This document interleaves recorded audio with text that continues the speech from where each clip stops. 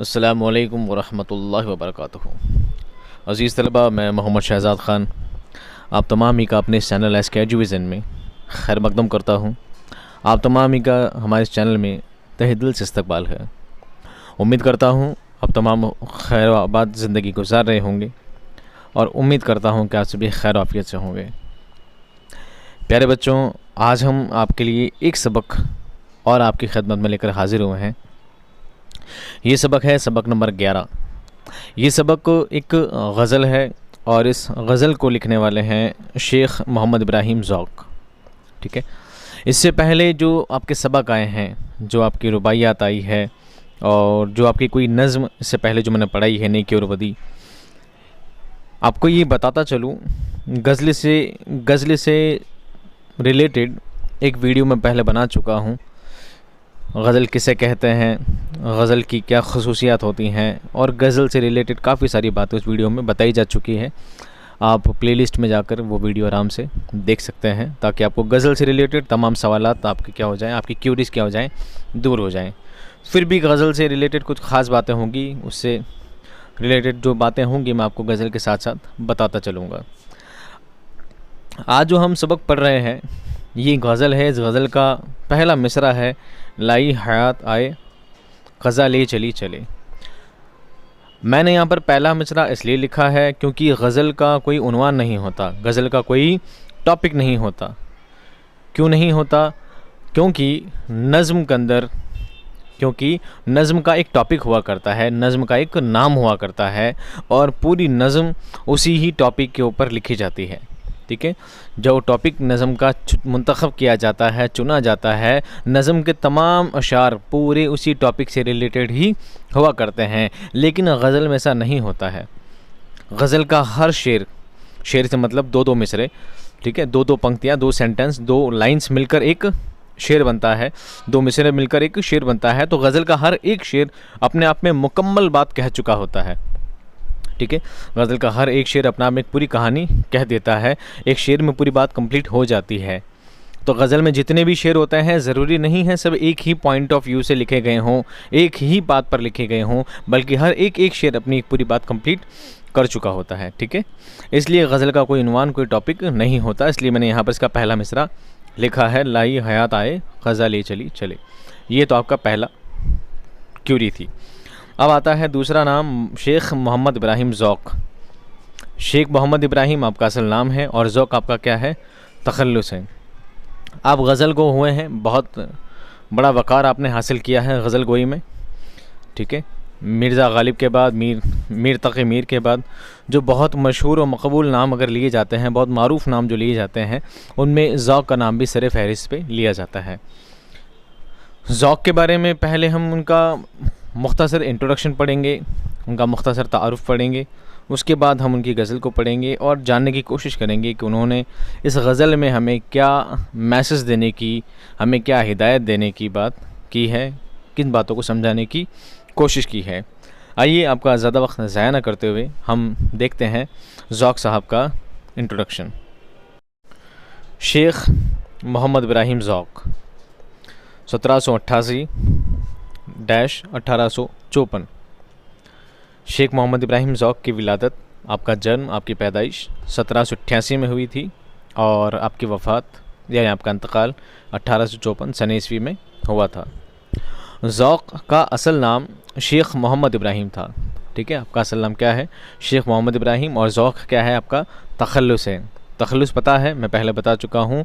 शायर अपनी शायरियों में जिस नाम का इस्तेमाल करता है वो क्या कहलाता है, उसका तखल्लुस कहलाता है, पेन नेम कहलाता है। ठीक है, उसी नाम से उसको आगे जाकर पहचाना जाता है। अगर शायर अपना पूरा नाम शायरियों में, गज़ल में, उन मिसरों में जब लिखेगा तो वो क्या हो जाएगा, बहुत ऑकवर्ड हो जाएगा, बहुत बेतुका सा नज़र आएगा। तो शायर अपनी पूरी जो भी गज़लें, जो नज़्म लिखा करता है उसमें अपना नाम कहीं ना कहीं इस्तेमाल कर लिया करता है। वैसे देखा गया है कि सबसे ज़्यादा आखिर में, गज़ल के सबसे आखिर में ही तखल्लुस का इस्तेमाल किया जाता है और शायर हमेशा उसी नाम से ही पहचाना जाता है। जैसे ज़ौक़ ने इस्तेमाल किया है ज़ौक़, लेकिन जब भी किसी गज़ल में ज़ौक़ लफ्ज़ आ जाएगा और उसके ऊपर तखल्लुस की अलामत आ जाएगी तो उससे पहचाना जाएगा कि हाँ, ये शेख मोहम्मद इब्राहिम का लिखा हुआ शेर है, उनकी लिखी हुई गज़ल है। गालिब साहब इस्तेमाल करते हैं गालिब, तो इसका मतलब ये नहीं कि गालिब का नाम गालिब है, गालिब का नाम तो है असदुल्ला खां। अब सोचिए वो उस गज़ल में असदुल्ला खां पूरा लिखते तो कितना अजीब लगता, ठीक है। तो उन्होंने गालिब इस्तेमाल किया। तो शायर क्या होता है, अपने तखल्लुस से पहचाना जाता है। तो ज़ौक़ का असल नाम है शेख मोहम्मद इब्राहिम और असल उनका तखल्लुस क्या है, ज़ौक़। दिल्ली में पैदा हुए और वहीं उनका इंतकाल हुआ। दिल्ली में आपकी पैदाइश हुई और दिल्ली में आपका क्या हुआ, इंतकाल हुआ है। वो एक सिपाही के बेटे थे, सिपाही, ठीक है, फ़ौजी। उन्होंने बाकायदा तालीम हासिल नहीं की थी, लेकिन अपनी ज़हानत और मेहनत से इल्मी सलाहियत पैदा कर ली थी, ठीक है। बाकायदा तालीम, बिल्कुल ज़ाब्ता तालीम वाली आपने हासिल नहीं की थी, पर फिर भी अपनी ज़हानत से, अपनी इंटेलिजेंसी से और अपनी मेहनत से, अपनी सलाहियत से, अपनी इंटेलिजेंसी से आपने क्या किया था, बहुत कुछ तालीम आपने अपने अंदर क़ुव्वत पैदा कर ली थी, ऐसी सलाहियत आपने पैदा कर ली थी। आपने देखा होगा बहुत से बड़े बड़े इंजीनियर्स हुआ करते हैं, ठीक है, बहुत बड़े बड़े इंजीनियर्स हुआ करते हैं, बहुत बड़ी पढ़ाई करके, बहुत ज़्यादा आला तालीम करके बहुत बड़े बड़े काम किया करते हैं। लेकिन आपने कहीं देखा होगा कि कुछ बुज़ुर्ग लोग होते हैं पुराने ज़माने के, जो बहुत बड़े बड़े काम ऐसे ही सिर्फ अंदाज़े से ही कर लिया करते हैं। तो अंदाज़ा क्या है, वो अंदाज़ा और कोई कुछ नहीं बल्कि उनका तजुर्बा है। तो दुनिया में ज़रूरी नहीं हर इंसान तालीम हासिल करके ही एक मकाम तक पहुँचे, एक वक़ार तक पहुँचे, ठीक है। कुछ लोग इंटेलिजेंट हुआ करते हैं, उनमें ऐसी ज़हानत, ऐसी इंटेलिजेंस हुआ करती है, ऐसी सलाहियत हुआ करती है कि वो लोग उस मकाम पर पहुँच जाते हैं। तो ज़ौक़ साहब भी उनमें से एक थे। वो शाह नसीर के शागिर्द और बहादुर शाह ज़फ़र के उस्ताद थे। शाह नसीर ये भी बहुत बड़े शायर हुए हैं, उनके आप क्या रहे हैं, शागिर्द रहे हैं, उनके क्या रहे हैं, शागिर्द, शिष्य रहे हैं। और बहादुर शाह ज़फ़र के क्या रहे हैं आप, उस्ताद रहे हैं। आप जानते हैं बहादुर शाह ज़फ़र भी उनका तखल्लुस है, और बहादुर शाह बहुत बड़े मुग़ल बादशाह हुए हैं, ठीक है। आप उनके क्या रहे हैं, उस्ताद रहे हैं, उनके दरबार में बहुत आला आप शायर भी रहे हैं। बहादुर शाह ज़फ़र ने उन्हें मलिकुश्शुअरा और ख़ाक़ानी हिंद के खिताबात दिए, ठीक है। जब उनकी हुकूमत थी बहादुर शाह ज़फ़र की, तो बहादुर शाह ज़फ़र की चूँकि आप उस्ताद थे, ज़ौक़ साहब आप उनके उस्ताद थे, तो आपने उन्हें 2 खिताबात से नवाजा, 2 सम्मान से नवाजा। उनमें सम्मान है, एक तो है मलिकुश्शुअरा, दूसरा है ख़ाक़ानी हिंद। अब मलिकुश्शुअरा का मतलब क्या है, मलिक अरबी का लफ्ज़ है, ठीक है, मलिक अरबी का लफ्ज़ है जिसका मतलब होता है बादशाह। शुअरा जमा है शायरों की, शुअरा जमा है शायर की, एक है तो शायर बहुत सारे, तो शुअरा। तो मलिकुश्शुअरा यानी शायरों का बादशाह, ये उनको लक़ब दिया गया, एक ख़िताब से नवाजा गया, आपकी इज़्ज़त, इस सम्मान से आपको नवाजा गया बहादुर शाह ज़फ़र के बज़रिए से। दूसरा है ख़ाक़ानी हिंद। अब ख़ाक़ानी हिंद क्या है, हिंद का मतलब तो हिंदुस्तान। ख़ाक़ानी बहुत बड़े शायर हुए हैं जो कसीदा गोई में बहुत बड़ी महारत रखते थे, और इब्राहिम ज़ौक़ भी बहुत उम्दा कसीदे लिखा करते थे। तो ख़ाक़ानी हिंद को मतलब कि हिंदुस्तान के ख़ाक़ान, हिंदुस्तान के ख़ाक़ानी आप ही हैं, आप भी बहुत बड़े कसीदा गो हुए हैं, इसलिए आपको इन 2 सम्मानों से, इन 2 एजाज़ात से क्या हुआ, नवाजा गया। ज़ौक़ ने कई असनाफ़ में इजहार ख़याल किया है।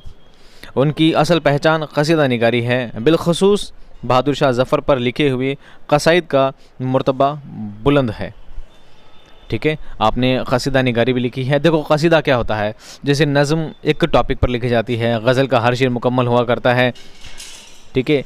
रुबाइयात में, रुबाई में 4-4 मिसरे हुआ करते हैं जो एक टॉपिक पर लिखी जाती है, एक बात पर लिखी जाती है।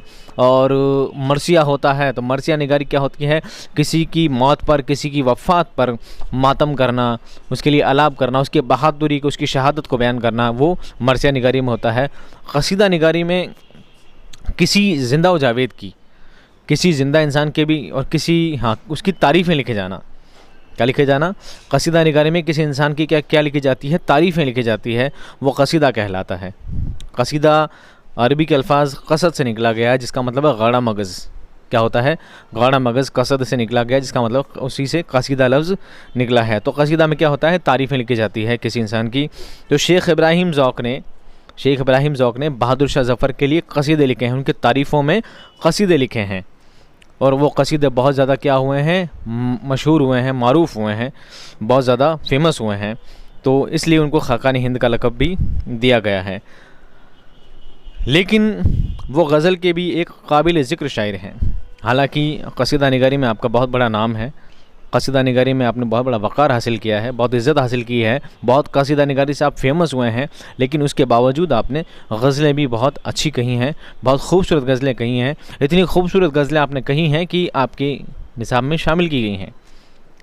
ज़ौक़ ने अपने कलाम में नयापन पैदा करने और ज़बान और मुहावरे की सफाई पर ख़ास तवज्जो दी है। ज़ौक़ ने जो कलाम लिखे हैं उनमें सादा सैली ज़बान का इस्तेमाल किया है, सादा ज़बान का इस्तेमाल किया है ताकि पढ़ने वाले को सारी बातें आसानी से समझ आ जाए। आपने बरहमल मुहावरों का इस्तेमाल किया है, बहुत सारे मुहावरों का भी आपने ज़ाब्ता तौर पर इस्तेमाल किया है ताकि पढ़ने वाले को ताअस्सुर पैदा हो, वो बहुत ज़्यादा प्रभावित हो, उससे बहुत इंटरेस्टिंग लगे कलाम पढ़ने में। बहुत ज़्यादा खूबसूरती से अपने कलामों को आपने पेश किया है। यही ज़ौक़ की क्या रही है, ख़ासियतें रही हैं। हालांकि ज़ौक़ के बारे में और ज़्यादा अगर आप जानना चाहते हैं तो एक प्लेलिस्ट और है नवाए उर्दू, उसमें ज़ौक़ की गज़ल लिखी गई है। यही गज़ल वापस उसमें भी रिपीट की गई है। आप वहाँ से चाहें तो एक बार वीडियो वहाँ से भी एक बार देख सकते हैं ताकि इस वीडियो को आप और अच्छी तरह से जान सकें।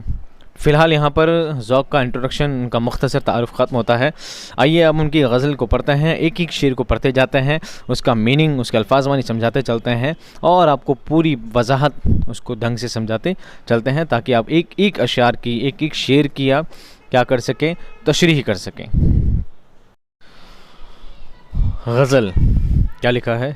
गज़ल। गज़ल क्यों लिखा है? क्योंकि गज़ल का कोई इन्वान, कोई टॉपिक, कोई नाम नहीं होता, इसलिए सिर्फ गज़ल लिखा गया है। ठीक है। और दूसरी बात, पहले मैं गज़ल पूरी पढ़ देता हूँ क्योंकि ये गज़ल मुझे बहुत ज़्यादा पसंद है। उम्मीद करता हूँ आपको भी गज़ल बहुत ज़्यादा पसंद आएगी। उसके बाद मैं इसका पूरा निचोड़ आपके सामने पेश कर दूँगा। ठीक है। लाई हयात आए ख़ज़ा ले चली चले, अपनी खुशी न आए न अपनी खुशी चले, हो उम्र खज़र भी तो कहेंगे बवक्त मर्ग, हम क्या रहे यहाँ अभी आए अभी चले, हमसे भी इस बिसात पे कम होंगे बदकुमार, हमसे भी इस बिसात पे कम होंगे बदकीमार, जो चाल हम चले सो निहायत बुरी चले, बेहतर तो है यही कि ना दुनिया से दिल लगे, पर क्या करें जो काम ना बेदिल लगी चले, नाज़ा न हो खुर्द पे जो होता है हो वही, नाज़ा न हो खुर्द पे जो होना है हो वही, दानिश तेरी न कुछ मेरी दानिशवरी चले। शेख मोहम्मद इब्राहिम ज़ौक़। सबसे पहले गज़ल के लिए कुछ शराइत होती हैं, कुछ शर्तें हुआ करती हैं, आप उन शर्तों को समझें। गज़ल का पहला शेर मतला कहलाता है, गज़ल का आखिरी शेर मक़ता कहलाता है। ये सारी बातें मैं वीडियो में पहले बता चुका हूँ, फिर भी आप फौरी तौर पर एक बार समझ लें। गज़ल का जो पहला शेर है, जहाँ से गज़ल तुलू होती है, जिस तरह सूरज तुलू होता है, जहाँ से सूरज निकलता है, उगता है, उसी तरह गज़ल भी जहाँ से तुलू होती है वो क्या कहलाता है? तुलू से बना है मतला, तुलू से बना है मतला। तो गज़ल का पहला शेर क्या कहलाता है? मतला कहलाता है। पहले शेर से मुराद है कि लाई हयात आई आए क़ज़ा ले चली चले, ये एक मिसरा है। ये क्या है? एक मिसरा, एक सेंटेंस, एक पंक्ति। और दूसरी तरफ लिखा है अपनी खुशी ना आए ना अपनी खुशी चले, तो ये दूसरा मिसरा है। और दो मिसरे मिलकर क्या बनता है? एक शेर बनता है। तो ये पहला शेर क्या हो गया? गज़ल का मतला हो गया। अब गज़ल का आखिरी शेर कहलाता है मक़ता। आपके लिए तो यही मक़ता है कि ना हो नाज़ा ना हो खुर्द पे जो होना है हो वही, दानिश तेरी ना कुछ मेरी दानिशवरी चले। ये आखिरी शेर है तो यही कहलाएगा मक़ता। हालांकि ये गज़ल बहुत तवील है, बहुत लंबी है, आपके निसाब में इसको शॉर्ट करके दिया हुआ है। ठीक है, इसको काट पीट कर दिया है, पूरी गज़ल यहाँ पर पेश नहीं की गई है। वैसे गज़ल की ख़ास बात ये और होती है कि गज़ल का जो आखिरी शेर होता है उसमें शायर अपना तखल्लुस इस्तेमाल किया करता है। यहाँ पर आखिरी शेर नहीं दिया गया है। जो गज़ल लंबी है, उस लंबी वाली गज़ल के आखिरी शेर में क्या है? शायर ने अपना तखल्लुस इस्तेमाल किया है, ज़ौक़, और इससे पता चलता है कि वो क्या है? गज़ल का मक़ता है। अब आती है एक और ख़ास बात। देखिए, आपने दूसरी तरफ के जो सेंटेंस है सभी में लिखा है आखिरी में चले चले चले चले चले लिखा है।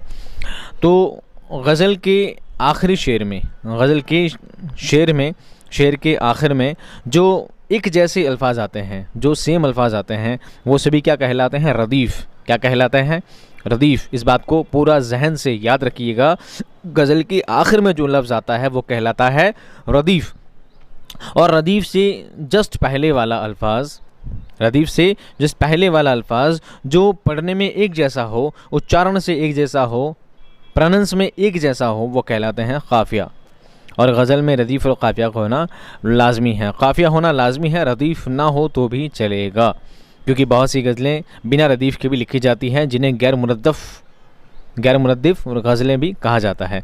तो बहरहाल आपको इतना जानने की ज़रूरत नहीं है, आपको सिर्फ ये जानना है कि गज़ल में काफ़िया होना ज़्यादा ज़रूरी है। काफ़िया से मतलब एक जैसी आवाज़ वाले।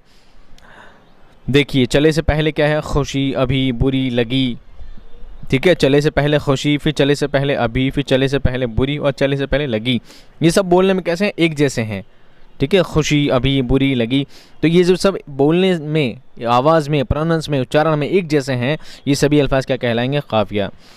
अब गज़ल से रिलेटेड आखिरी बात, गज़ल के पहले शेर में हम काफ़िया और हम रदीफ़ का होना क्या है? लाजमी है, ज़रूरी है। तो पहले शेर में खुशी भी है और चले भी है, पहले सेंटेंस में चली भी है और चले भी है। तो चले और चले दोनों सेंटेंस में है, इसका मतलब ये क्या है? इसका मतला है, क्या है? मतला है। और खुशी और चली, देखो चली और खुशी दोनों में है, तो यहाँ काफ़िया दोनों में इस्तेमाल किया गया है। इसके बाद वाले किसी भी शेर में ऐसा इस्तेमाल नहीं किया गया है। दूसरे में देखिएगा तो अभी लिखा है, बुरी लिखा है, लगी लिखा है, लेकिन पहले वाले शेरों में एक बार बवक्त लिखा है, एक बार होंगे लिखा है, एक बार दिल लिखा है। तो ये तीनों लफ्ज़ बोलने में जैसे नहीं हैं। तो पहले शेर में ये काफ़िया होना ज़रूरी है, इसलिए इसको मतला कहा जाता है। तो यहाँ पर गज़ल से रिलेटेड सारी बातें क्या होती है? पूरी होती हैं। अब हम एक एक शेर की तशरीह करते चलते हैं। सबसे पहले आपको एग्ज़ाम में, आपको इम्तिहान में 2 मिसरे यानी एक शेर आपको दे दिया जाता है। तो आपको क्या करना है? आपसे पूछा जाएगा दिए गए बंद का, दिए गए इशार का क्या कीजिए? सियाक़ व सिबाक़, मैं सियाक़ व सिबाक़ क्या कीजिए? तशरीह कीजिए। तो आपको क्या लिखना है? पहले लिखना है सियाक़ व सिबाक़, और सियाक़ व सिबाक़ में आपको लिखना है कि मंदरजा बाला शेर, मंदरजा बाला अशार हमारे निसाब की गज़ल के अशार हैं जिसके शायर शेख मोहम्मद इब्राहिम ज़ौक़ हैं। उसके बाद आपको लिखना है तशरीह, और तशरीह में क्या लिखना है ये मैं आपको एक्सप्लेन कर देता हूँ। चलिए एक एक करके शेर पढ़ते हैं। लाई हयात आए क़ज़ा ले चली चले, अपनी खुशी न आए ना अपनी खुशी चले। लाई हयात, हयात का मतलब है ज़िंदगी, हयात का मतलब ज़िंदगी, जीवन। तो लाई हयात कौमा है, देखिए क्या है? कौमा, यहाँ पर बात कंप्लीट होगी। लाई हयात यानी ज़िंदगी लेकर आई, आए फिर कौमा, ज़िंदगी लाए तो हम आ गए, ज़िंदगी हमें लाई तो हम आ गए। क़ज़ा ले चली चले, क़ज़ा का मतलब है मौत, क़ज़ा का मतलब मौत। क़ज़ा ले चली, मौत हमें ले चली तो हम चले, चले मतलब चले गए। अपनी खुशी न आए, ना अपनी खुशी चले, ना हम अपनी खुशी से आए थे और ना हम अपनी खुशी से जाते हैं। खुशी से मतलब यहाँ खुशी वो फ़रहत वाली खुशी नहीं है, मसरत वाली खुशी नहीं है। खुशी का मतलब है मर्ज़ी, खुशी का माना यहाँ पर क्या है? मर्ज़ी। ना हम अपनी मर्ज़ी से आए थे और ना हम अपनी मर्ज़ी से जाएंगे। शायर ने कितनी खूबसूरत बात आपको समझाने की कोशिश की है। शायर कहता है लाई हयात आए, ज़िंदगी हमें लाई है तो हम आए हैं, और जब ज़िंदगी हमें ले जाएगी, मौत हमें ले जाएगी तो हम चले जाएंगे। ना हमारा जीने में कोई इख्तियार है, ना हमारा मरने में कोई हमारा इख्तियार है। ना हम अपनी मर्ज़ी से दुनिया में आए थे और ना ही हम अपनी मर्ज़ी से दुनिया से जाएंगे। अगर आप ये चाहते कि आप 10 साल पहले पैदा हो जाएं, 15 साल पहले पैदा हो जाएं, तो इसमें किसका इख्तियार था? आपका इख्तियार तो नहीं था।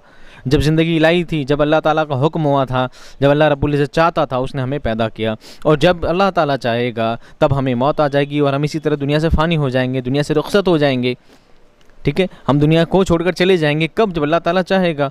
तो जब इंसान के इख्तियार में कुछ भी नहीं है, जब इंसान के इख्तियार में, उसकी मर्ज़ी में कुछ भी नहीं है, ना जीना उसकी मर्ज़ी में है, ना मरना उसकी मर्ज़ी में है, तो इंसान किस तकब्बुर में, किस घमंड में, किस परेशानी में, किस उलझन में उलझा हुआ है। इंसान का काम तो सिर्फ फ़कत इबादत के लिए इंसान को पैदा किया गया है। अल्लाह अल्लाह करो, इबादत करो, उसे अल्लाह को और उसके रसूल को राज़ी रखो, इसके अलावा इंसान को कोई काम दूसरा नहीं है।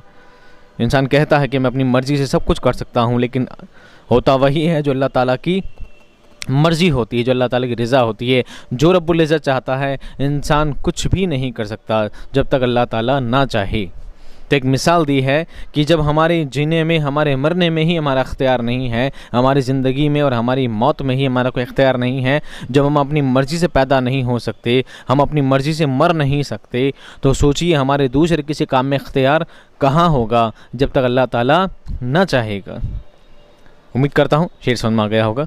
अगला शेर देखिए, हो उम्र खज़्र भी तो कहेंगे बवक्त मर्ग, हम क्या रहें यहाँ अभी आए अभी चले। देखो, इससे पहले वाला जो शेर है वो उसमें उस शेर में सनाअत तज़ाद का इस्तेमाल किया गया है। अब सनाअत कहते हैं अलंकार को, हिंदी में आप पढ़ते हैं अलंकार, तो इसलिए उर्दू में बोलते हैं सनाअत। तो सनाअत का इस्तेमाल किया गया है। सनत भी कौन सी? सनअत तज़ाद। सनअत तज़ाद का मतलब होता है सनअत मुतज़ाद, ठीक है। तज़ाद को आप मुतज़ाद समझ सकते हैं। मुतज़ाद का मतलब ऑपोजिट वर्ड्स। जिस शेर में जिस अशार में दो ऐसे अल्फाज का इस्तेमाल किया जाता है जो दोनों अल्फाज क्या हों, एक दूसरे के अपोजिट्स हों, विलोम हों, एक दूसरे के मुतज़ाद हों, तो वहाँ पर सनअत तज़ाद का इस्तेमाल किया गया होता है। जैसे यहाँ लिखा है हयात, लाई हयात, और एक है क़ज़ा, क़ज़ा यानी मौत। हयात यानी ज़िंदगी, क़ज़ा यानी मौत। हयात और क़ज़ा दोनों एक दूसरे क्या हैं? विलोम हैं, एक दूसरे के अपोजिट हैं। ज़िंदगी और मौत एक दूसरे के क्या हैं? अपोजिट हैं। तो यहाँ पर सनाअत तज़ाद का इस्तेमाल किया गया है। जबकि दूसरा शेर जो मैंने पढ़ा है वो उम्र खज़्र भी, तो यहाँ पर खज़्र अलैहिस्सलातु वस्सलाम की बात यहाँ पर की गई है। यहाँ पर इस्तेमाल किया गया है सनाअत तलमीह। सनाअत तलमीह का मतलब है शेर में कोई ऐसा एक लफ्ज़ इस्तेमाल करना, शेर में कोई एक ऐसा लफ्ज़ इस्तेमाल करना जिससे पूरी कोई रिवायत निकलती हो, पूरी कोई कहानी, कोई किस्सा, कोई दास्तान निकलती हो पूरी, तो वहाँ पर सनाअत तलमीह का इस्तेमाल किया जाता है। अब यहाँ शायर कहते हैं हो उम्र खज़्र भी, हो मेरी उम्र, मेरी आयु, मेरी एज कितनी हो? खज़्र जितनी है। खज़्र का मतलब खज़्र अलैहिस्सलातु वस्सलाम। अब खज़्र अलैहिस्सलातु वस्सलाम के बारे में कहा जाता है, कुरान करीम में आपका ज़िक्र है मूसा अलैहिस्सलाम से आपकी बातचीत का, ठीक है। पूरा एक किस्सा है, आप पूरा किस्सा, अल्लाह ताला को तो आपको तौफ़ीक रखे, अल्लाह ताला आपको तौफ़ीक दे, तो हो सकता है आप कुरान का जब तर्जुमा पढ़ेंगे तो आपको उसमें कुरान करीम में खज़्र अलैहिस्सलातु वस्सलाम और मूसा अलैहिस्सलातु वस्सलाम के बारे में आपको पूरी जानकारी, पूरी बातें, आपको पूरा किस्सा आपको पढ़ने को मिलेगा, ठीक है। तो अल्लाह ताला ने खज़्र अलैहिस्सलाम के बारे में कहा है कि उनकी उम्र कैसी है? बहुत लंबी उम्र है, ता क़यामत तक उनकी उम्र रहेगी और वो हमेशा भटके हुए को रास्ता दिखाने का काम किया करेंगे, ठीक है। ये पूरा किस्सा है बहुत लंबा। तो यहाँ पर सिर्फ एक लफ्ज़ लिया गया है खज़्र। तो शायर कहता है कि अगर मेरी उम्र कितनी हो, खज़्र अलैहिस्सलाम जितनी भी हो, तो कहेंगे बवक्त मर्ग। बवक्त मर्ग एक फ़ारसी का लफ्ज़ है। ब यानी पर, वक्त यानी टाइम, मर्ग कहते हैं मरने को, मर्ग कहते हैं मरने को। शायर कहते हैं कि इतना कुछ हो जाए, अगर मेरी उम्र कितनी हो जाए, खज़्र अलैहिस्सलाम जितनी, इतनी लंबी उम्र हो जाए, लेकिन तब भी जब मरने का वक्त आएगा तो इंसान क्या कहेगा? हम क्या रहें यहाँ, अभी आए अभी चले। और तब भी इंसान यही कहेगा, इतनी लंबी उम्र होने के बाद भी, ता क़यामत तक उम्र होने के बाद भी इंसान यही कहेगा कि हम दुनिया में क्या रहें, हम तो अभी आए अभी चले, बस अभी आए थे अभी निकल गए, ज़्यादा दिन तो ठहरे ही नहीं। यानी दुनिया की रंगीनियाँ, दुनिया की ऐश व आराइश और दुनिया के यहाँ के चकाचौंध में इंसान इतना डूब जाता है, इतना मुलव्विज़ हो जाता है, इतना घुल जाता है उसमें कि इंसान की ज़िंदगी यूँ निकलती है फटाफट। इंसान की ज़िंदगी झट से निकल जाती है। इंसान को ज़िंदगी का इतना ज़्यादा मोह हो जाता है। देखो, हर इंसान जन्नत तो पाना चाहता है, लेकिन मरना कोई नहीं चाहता। मरना कोई नहीं चाहता, जन्नत सभी चाहते हैं, लेकिन सोचिए क्या बिना मरे जन्नत हासिल हो सकती है? नहीं। तो इंसान कहता है, शायर कहता है कि अगर इंसान की उम्र कितनी हो जाए, उम्र खिज़्र जितनी हो जाए, तब भी अगर मौत आएगी तो इंसान को यही लगेगा कि अभी आया और अभी चला गया। इतने हज़ारों साल की उम्र पाने के बाद भी इंसान को लगता है उसकी ज़िंदगी बहुत क्या रही, छोटी रही है। यानी इंसान इस चकाचौंध में, दुनिया की रंगीनियों में इतना खो गया है कि उसे अपनी फ़िक्र ही नहीं है, और उसे इतनी लंबी उम्र मिलने के बाद भी वह इस उम्र में क्या है, खोया हुआ है, ठीक है। अगला शेर देखिए, हमसे भी इस बिसात पे कम होंगे बदक़िमार, जो चाल हम चले सो निहायत बुरी चले। हमसे भी इस बिसात पर, बिसात कहते हैं चौसर को, बिसात कहते हैं चौसर को। शतरंज खेलने का जो होता है ना, पाटिया कह सकते हैं, तख्ता कह सकते हैं, कपड़ा कह सकते हैं। शतरंज खेलने का जो तख्ता हुआ करता है उसे चौसर कहा जाता है, उसे बिसात कहा जाता है। तो हमसे भी इस बिसात पर, इस चौसर पर कम होंगे बदक़िमार। बदक़िमार का मतलब होता है बुरी चाल चलने वाला, गलत चाल चलने वाला, ठीक है। तो हमसे भी होंगे, जो चाल हम चले सो निहायत बुरी चले, निहायत यानी बहुत बुरी चले। शायर यहाँ पर ये समझाना चाहता है, शायर आपको ये बात बताना चाहता है, देखिए एक शतरंज का चौसर हुआ करता है, एक शतरंज का प्लेट हुआ करता है। उस प्लेट पर क्या इंसान अकेला खेल सकता है? नहीं। उस पर एक इंसान के साथ साथ दूसरा इंसान भी हुआ करता है जो आमने सामने खेलते हैं। कभी ऐसा भी हुआ करता है 4 लोग हुआ करते हैं, कुछ चौसरों पर 4 लोग खेला करते हैं। तो ये चीज़ शायर बताना चाहता है कि एक तो वो खुद है और दूसरी पार्टी सामने वाली है। अब सामने वाली पार्टी कौन है? सामने वाली पार्टी है दुनिया। सामने वाली पार्टी है दुनिया के लोग। शायर कहता है कि एक तो मेरी बारी थी, बारी बारी सब चाल चलते हैं, बारी बारी सब चाल चलते हैं। एक बार मेरी चाल आती है, एक बार दुनिया की चाल आती है, फिर एक बार मेरा नंबर आता है, एक बार दुनिया का नंबर आता है। तो इसमें होता क्या है कि जब दुनिया का नंबर आता है तो दुनिया तो बहुत बेहतर चाल चल लेती है, लेकिन जब मेरा नंबर आता है तो मैं बहुत बुरी चाल चलता हूँ, मैं बहुत बुरी चाल चल पाता हूँ और हम बहुत बुरी चाल ही दुनिया में चल पाते हैं। शायर यहाँ पर इस बात को बड़ी मासूमियत से अदा कर रहा है। शायरी कहना चाहता है कि दुनिया के लोग बड़े चालाक हैं, दुनिया के लोग बड़े चालाक हैं। वो अपनी चालों को ना जाने किन चालों में, किन षड्यंत्रों में, किन स्ट्रैटेजीज़ में अपनी दुनिया गुजार देते हैं, अपनी ज़िंदगी गुजार देते हैं। लेकिन मैं तो दुनिया में जब रहा तो बड़ी सादा ज़िंदगी रहा। मैं दुनिया के जितना चालाक नहीं बन पाया, मैं दुनिया के जितना चतुर नहीं बन पाया और मैं एक सीधी सादी ज़िंदगी गुजार कर चला गया। तो हम जैसे तो कम ही होंगे, मेरे जैसे तो कम ही होंगे जो बुरी चालें चलते होंगे। यानी सीधे साधे लोग तो बहुत दुनिया में कम पाए जाते हैं। दुनिया में ज़्यादातर लोग तो चालाक होते हैं, चतुर हुआ करते हैं, जो नई नई चालों में सिर्फ अपने मुफाद के लिए, सिर्फ अपने फ़ायदे के लिए दुनिया में लोगों को नीचा कर दिया करते हैं, अपने फ़ायदे के लिए दुनिया को नुकसान पहुँचाया करते हैं। तो दुनिया में ऐसे लोगों की तो भरमार है। ऐसे लोग बहुत कम मिला करेंगे जो अच्छी चालें नहीं चल पाते हैं, सिर्फ दुनिया को जीतने के लिए, सिर्फ दुनिया को जीतने के लिए अपने काम किया करते हैं। मेरी दुनिया तो क्या है? मेरी दुनिया तो आखिरत की फ़िक्र है और आखिरत की फ़िक्र में मैंने अपनी ज़िंदगी को सीधी सादी ज़िंदगी गुजार दी और मैं अच्छी चालें नहीं चल पाया, मैं इतना चालाक नहीं बन पाया जिस तरह दुनिया के लोग हुआ करते हैं। तो शायर कहते हैं हमसे भी इस बसात पे कम होंगे बदकुमार, मेरे जैसे लोग भी, सीधे साधे लोग भी कम होंगे जो गलत चालें चलते होंगे। जो चाल हम चले सो निहायत बुरी चले, और जो भी चाल हम चले बहुत बुरी चाल चले। हम लोगों की तरह इतना तेज़ नहीं बन पाए, हम लोगों की तरह चालाक नहीं बन पाए। उम्मीद करता हूँ बात समझ में आ गई होगी आपके। शायर क्या कहना चाहता है कि दुनिया में रहने का सलीका क्या है, दुनिया में रहने का तरीका क्या है? दुनिया में रहने का तरीका है सीधापन, सादापन। हमें सीधी सादी ज़िंदगी दुनिया में गुजारनी चाहिए। हमें दुनिया में रहने का ढंग सिर्फ यही होना चाहिए, हमारा दुनिया में रहने का मशला सिर्फ यही होना चाहिए कि हमें सिर्फ वो काम करने चाहिए जिससे अल्लाह और उसका रसूल क्या हो, हमसे राज़ी हो। ना सिर्फ दुनिया को राज़ी रखना हमारा मकसद है, क्योंकि दुनिया तो कभी खुश हो ही नहीं सकती। हम दुनिया के सारे लोगों को एक साथ खुश कभी कर ही नहीं सकते। अगर 2 को खुश करोगे तो 2 दूसरे लोग नाराज़ हो जाएंगे, और 2 दूसरे लोगों को राज़ी रखने की कोशिश करोगे तो 2 पहले वाले लोग क्या हो जाएंगे? नाराज़ हो जाएंगे। तो दुनिया तो कभी हमसे खुश हो भी नहीं सकती। तो हमें सिर्फ वही काम करने चाहिए जिससे अल्लाह और उसका रसूल क्या हो, हमसे खुश हो, हमसे राज़ी रहे। ये हमारा दुनिया में जीने का क्या है? मकसद है। चलिए अगला शेर देखते हैं। बेहतर तो है यही कि ना दुनिया से दिल लगे, बेहतर तो है यही कि ना दुनिया से दिल लगे, पर क्या करें जो काम ना बेदिल लगी चले। अब शायर कहता है, अल्लाह ताला ने क्या फरमाया है कि बेहतर तो है यही, इंसान के लिए बेहतर तो क्या है कि दुनिया से दिल ना लगाए, इन दुनिया की रंगीनियों में डूबे नहीं। बेहतर तो यही, इंसान के लिए अच्छा यही है कि इंसान अपनी दुनिया में रहकर दुनिया की चीज़ों के मोह में ना फंसे, ठीक है, उनमें इतना ज़्यादा मुलविस ना हो जाए, उनमें इतना ज़्यादा खो ना जाए। पर कर क्या सकता है जो काम ना बेदिल लगी चले। बेदिल लगी का मतलब दिल नहीं लगना, दिल लगी का मतलब दिल लगना, बेदिल लगी का मतलब दिल नहीं लगना। इंसान का फ़र्ज़ तो यही है, इंसान का तरीका तो यही है कि उसको दुनिया की चीज़ों में दिल नहीं लगाना चाहिए। पर कर क्या सकता है कि दुनिया को बनाया ही ऐसा गया है, दुनिया को बनाया ही ऐसा गया है कि दुनिया यहाँ की रंगीनियों में, यहाँ की चकाचौंध में क्या हो जाता है? फंस जाता है।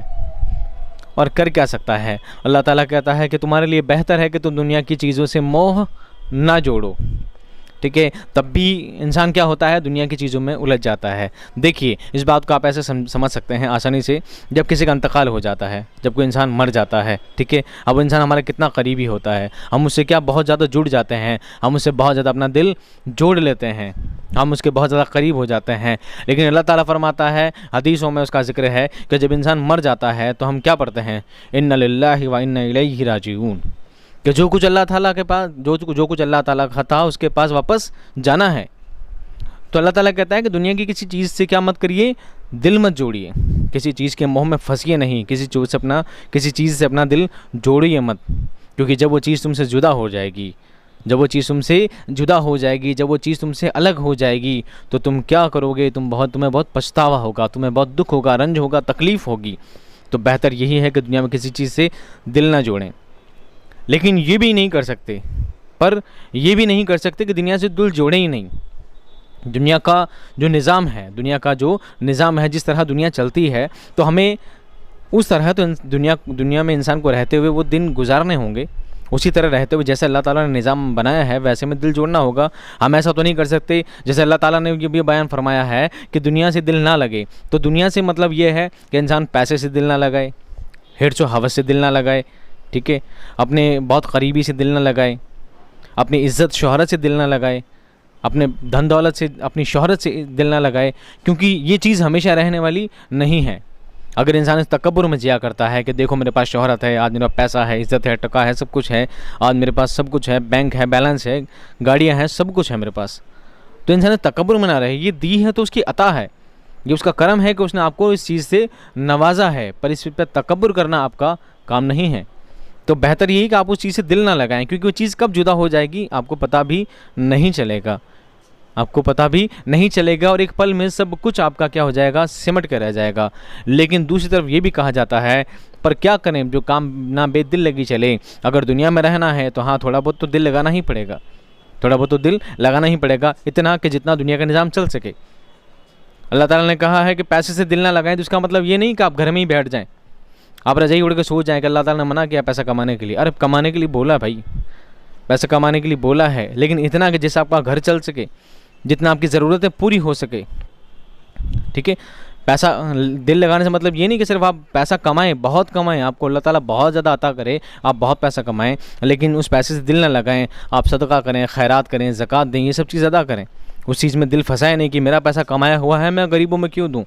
अरे गरीबों में इसलिए देना है क्योंकि अल्लाह ताला ने आपको नवाजा है देने के लिए। अल्लाह ताला ने आपको मांगने वाला नहीं बनाया, अल्लाह ताला ने आपको देने वाला बनाया है। फिर कहते हैं कि अल्लाह ताला ने मना किया है रिश्तेदारी ना रखें, भाई बहन ना रखें, उनसे मोहब्बत ना रखें, ये तो सब मर जाने वाले हैं। तो ये अक़ीदा का अल्लाह ताला ने ये भी बताया है कि आपका अहम फरीज़ा है, आपका फ़र्ज़ है, आप अपने माँ बाप से मोहब्बत रखें, आप अपने भाई बहनों से मोहब्बत रखें, उनसे शफ़क़त रखें, ठीक है, उनकी माँ बाप की फर्माबरदारी करें। ये सब क्या है, उनके हुकूक़ हैं, ये तो आपको अदा करने ही करने हैं। तो दुनिया से दिल तो मत लगाओ, दुनिया से दिल जोड़ो मत, लेकिन इतना दिल तो लगाना ही पड़ेगा कि जितना दुनिया के निज़ाम के लिए ज़रूरी है। उम्मीद करता हूँ बात आपको समझ में घुमा फिरा कर आ गई होगी। अब आखिरी शेर पढ़ते हैं और गज़ल को ख़त्म पर पहुँचाते हैं। नाज़ा न हो खुर्द पे, जो होना है हो वही, दानिश तेरी न कुछ मेरी दानिशवरी चले। नाज़ा न हो खुर्द पे, नाज़ा कहते हैं नाज करना, नाज मत कर, किस पर, खुर्द पर, अपनी अक्ल पर। खुर्द कहते हैं अक्ल को। नाज़ा मत हो, अपनी अक्ल पर क्या मत कर, घमंड मत कर, तकब्बुर मत कर, उस पर गर्व मत कर। जो होना है हो वही, जो होना है वही होगा। अपनी अक्ल पर क्या मत कर, अभिमान मत कर, उस पर इतना घमंड मत कर, तकब्बुर मत कर। जो लिखा है वो तो होना ही है। दानिश तेरी, दानिश कहते हैं अक्लमंदी को, समझदारी को। ना तेरी समझदारी चले, ना कुछ मेरी दानिशवरी चले, ना कुछ मेरी समझदारी चले। ना तो समझदारी आपकी चलनी है, ना समझदारी मेरी चलनी है। और ना ही इंसान को अपनी अक्ल पर क्या करना चाहिए, तकब्बुर करना चाहिए। होता तो वही है जो अल्लाह ताला चाहता है। अब इस बात को समझने की कोशिश करो, अल्लाह ताला इसमें क्या इंसान के लिए समझाने की कोशिश करता है। और शायर यहाँ पे क्या बात कहना चाहता है, शायर ये कहना चाहता है कि कुछ लोग होते हैं जिनके पास बहुत अक्ल होती है, बहुत दिमाग होता है, और इंसान बहुत कोशिश करता है कि अपने दिमाग से, अपनी अक्ल से, अपनी समझदारी से ये काम कर लेगा, वो काम कर लेगा। अब देखिए उसने बहुत दिमाग लगाया, बहुत मेहनत की, और आगे जाकर वो काम सक्सेस हो गया, वो काम उस काम में वो क्या हो गया, कामयाब हो गया। तो इस बात पे तकब्बुर ना करे कि देखो मैंने कोशिश की, मैंने मेहनत की, मैंने दिमाग लगाया, सब कुछ मैंने किया और मैं कामयाब हुआ। नहीं, तो कामयाब हुआ है सिर्फ इसलिए कि अल्लाह ताला ने चाहा कि तू कामयाब हो। तू इसलिए कामयाब हुआ है, इसलिए नहीं कि तेरे पास दिमाग था, इसलिए नहीं कि तेरे पास शऊर था, इसलिए कि अल्लाह ताला ने चाहा तो कामयाब हो, इसलिए तू कामयाब हुआ है, वरना तू कामयाब नहीं हो पाता। आपने देखा होगा बड़े बड़े डॉक्टर हैं, बड़े बड़े डॉक्टर ऑपरेशन किया करते हैं, ठीक है, बहुत मेहनत क्या करते हैं, उसके बावजूद भी इंसान मर जाता है। तो क्या मतलब उसकी मेहनत में कमी थी? नहीं, उसकी मेहनत में कोई कमी नहीं थी, उसने मेहनत की थी, उसने अपना पूरा दिमाग लगाया था, उसने पूरी पढ़ाई की थी, सब कुछ किया था, उसके बावजूद भी क्या हुआ, वो नाकामयाब हुआ। और नाकामयाब होने की वजह उसकी गलती नहीं है, बल्कि क्या है, अल्लाह ताला की हिकमत है। वो चाहता था कि इंसान की उसकी ज़िंदगी का वक्त आ गया था, उसकी ज़िंदगी ख़त्म होने का वक्त आ गया, तो उसका मरना वक्त आ गया था, तो उसको मरना था। इंसान की कामयाबी क्या? तो अल्लाह ताला फिर ये बात कहना चाहता है कि इंसान को अपने जहन पर, अपने दिमाग पर इतना ज़्यादा घमंड नहीं करना चाहिए। कुछ लोग क्या करते हैं, पढ़ लिखने के बाद क्लास में टॉप आ जाते हैं और बाद में क्या करते हैं, क्लास के बच्चे होते हैं बहुत सारे, मैं फ़र्स्ट आया हूँ, पूरी क्लास में शेख ही पकाड़ते हैं, बहुत ज़्यादा घमंड करते हैं, तकब्बुर करते हैं। तो अल्लाह ताला कुछ भी कर सकता है, बेशक उसके इख्तियार में सब कुछ है, वो हर चीज़ पर गालिब है, वो चाहे जो कर सकता है। क्या पता हो तुम्हें बीमार कर दे, क्या पता तुम्हें वो बीमार कर दे, तुम्हें कोई चोट पहुंचा दे, तुम्हें कुछ भारी इंजरी में डाल दे और आप एग्ज़ाम ही ना दे पाओ, तो बताओ आप कहाँ रहोगे? फिर आप 1 साल बैक आ जाओगे, फिर आप 1 साल पीछे आ जाओगे, फिर बोलो आप क्या करोगे, आपका दिमाग कहाँ गया? तो इंसान का दिमाग कुछ नहीं, आपका काम है सिर्फ मेहनत करना, आपका काम है सिर्फ मेहनत करना, अपनी तरफ से कोशिश करना। अब उसमें कामयाब होना और ना होना ये अल्लाह ताला की मर्ज़ी का सौदा है, ये अल्लाह ताला चाहे जो कर सकता है, हमारे इख्तियार की बात नहीं है। और हमारा फ़रीज़ा सिर्फ इतना सा है, बात को ख़त्म करते हुए समझाना चाहूँगा, हमारा फ़रीज़ा सिर्फ इतना सा है, हम दिमाग लगाएँ, हम मेहनत करें, हम कोशिश करें, हम कामयाब हो जाएँ तो अल्लाह ताला का शुक्र अदा करें, हम कामयाब हो जाएँ तो अल्लाह ताला का शुक्र अदा करें। अल्लाह ताला तूने चाहा तो हमने मेहनत की और तूने चाहा तो हम इसमें कामयाब हुए। और अगर हम कोई दिमाग लगाएं, हम मेहनत करें, हम कोशिश करें, उसके बावजूद अगर हम किसी चीज़ में नाकामयाब हो जाएं तो क्या करें, फिर भी अल्लाह ताला का शुक्र अदा करें और साथ में सब्र भी करें। बेशक इन्नल्लाह मअस साबिरीन, अल्लाह ताला सब्र करने वालों के साथ है। आप सब्र करें, आप ये सोचें, ये ना सोचें कि मेरी मेहनत में कोई कमी रह गई थी, मैंने मेहनत नहीं की थी। आप ये सोचें कि हो सकता है खुदा रब्बुल इज़्ज़त ने हमारे लिए इसमें हमारी बेहतरी चाहिए हो। बेशक अल्लाह ताला अपने बंदों से मोहब्बत करता है और वो चाहता है कि उसके बंदे हर हाल में खुश रहें, हर हाल में सही फला पाएँ। तो अल्लाह ताला ने हमारी बेहतरी इसमें चाहिए थी, इसलिए हम इस काम में कामयाब नहीं हुए। हो सकता है खुदा ने इससे बेहतर हमारे लिए कुछ कर रखा है, कुछ सोच रखा है, कुछ हमारे लिए ईजाद कर रखा है। तो हमारा काम सिर्फ है मेहनत करना और शुक्र अदा करना, और ना कामयाब हुए तो सब्र करना, फिर भी शुक्र अदा करना कि हो सकता है अल्लाह ने मेरे लिए और कुछ बेहतर बना रखा है, बेहतर को मेरे लिए कुछ कर रखा है। शेख मोहम्मद इब्राहिम ज़ौक़।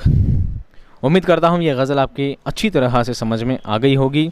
अगर इस गज़ल को फिर भी और एक दूसरे ढंग से सुनना और समझना चाहते हैं तो नवाई उर्दू की प्लेलिस्ट में मोहम्मद इब्राहिम ज़ौक़ की यही गज़ल दोबारा मैंने उसमें पढ़ी है, तो आप वहाँ पर जाकर वापस एक बार सुन सकते हैं ताकि आप उसको और ढंग से, अलग ढंग से आप समझ सकें।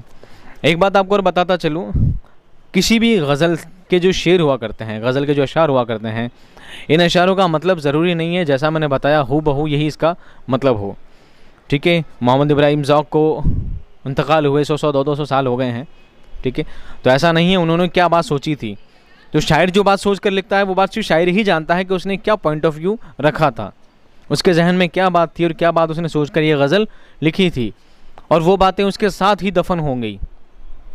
अब आप सिर्फ कयास लगा सकते हो, अंदाज़ा लगा सकते हो, इस बात को सिर्फ समझ सकते हो कि शायर का कहने का मतलब ये हो सकता है। आप ये नहीं कहते शायर का मतलब ये है नहीं, शायर का मतलब ये हो सकता है कि शायर इसमें ये कहना चाहता हो, शायर इसमें वो बात कहना चाहता हो। तो हो सकता है मैंने जो बात बताई हो आपको दूसरी किसी वीडियो में दूसरे कोई टीचर इस बात को अलग ढंग से बताएं, सबका अलग अलग पॉइंट ऑफ व्यू हो सकता है।